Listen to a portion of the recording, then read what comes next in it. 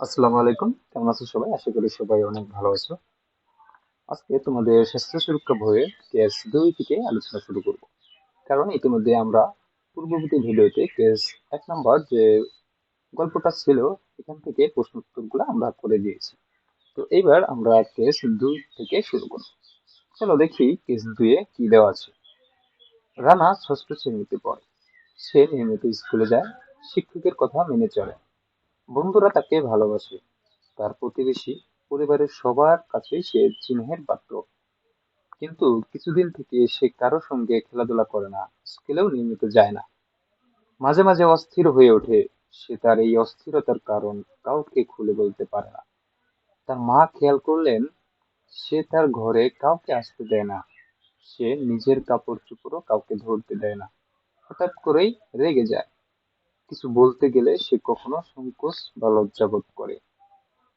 এমন পরিস্থিতিতে তার আশেপাশে যারা থাকতো তারাও ধীরে ধীরে দূরে সরে যাচ্ছে। তার নিজের এমন অবস্থা নিয়ে সে নিজেই শঙ্কিত।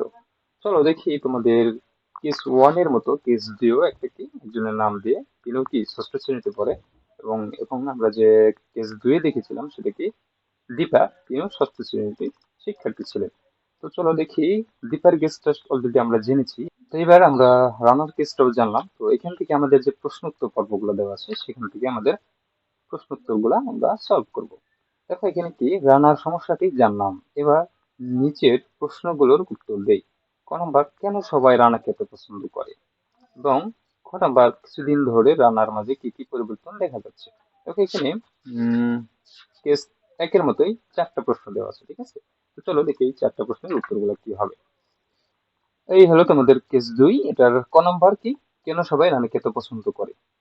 সময়ানুবর্তিতা, সততা, নিয়মানুবর্তিতা, বন্ধুসুলভ, স্নেহশীল ও শ্রদ্ধাশীল আচরণের জন্য সবাই রানাকে এত পছন্দ করে। খ নাম্বার, কিছুদিন ধরে রানার মাঝে কি কি পরিবর্তন দেখা যাচ্ছে? এক নাম্বার, স্বাধীনভাবে চলতে ইচ্ছা করে। দুই নাম্বার, চলাফেরায় দ্বিধা কাজ করে। তিন নাম্বার, লজ্জা কাজ করে। চার নাম্বার, অস্থিরতা অনুভব করা। পাঁচ নাম্বার, মেজাজ খিটখিটে হওয়া। ঠিক আছে? এরপর কি তোমাদের গ নাম্বার, রানার কিছু একটা বলতে সংকোচ বোধ করার কারণ কি হতে পারে? রানার কিছু একটা বলতে সংকোচ বোধ করার কারণ বয়সন্ধিকালীন পরিবর্তন। এই সময় শারীরিক ও মানসিক পরিবর্তন সংঘটিত হয়। এবং ঘ নাম্বার কি, কি করলে রানা নিজের অবস্থা শঙ্কিত হবে না বলে তোমার মনে হয়? রানার উচিত বয়সন্ধিকালীন পরিবর্তন নিয়ে পরিবার ও নির্ভরযোগ্য কারো সাথে আলোচনা করে এই সম্পর্কে বিস্তারিত জেনে নেওয়া, যার ফলে একা থাকার প্রবণতা কমে যাবে। বয়সন্ধিকালে ছেলে মেয়ের শারীরিক পরিবর্তনের সাথে সাথে আবেগিক পরিবর্তনও ঘটে।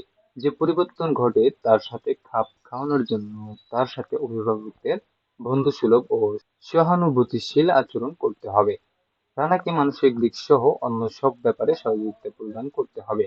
তাছাড়া মানসিক স্বাস্থ্য ঠিক রাখার জন্য রানাকে সচেষ্ট করতে হবে এবং শারীরিক ও মানসিক পরিবর্তনগুলোর সাথে খাপ খাওয়ানোর চেষ্টা করতে হবে। এই ছিল তোমাদের কেস দুই। ঠিক আছে?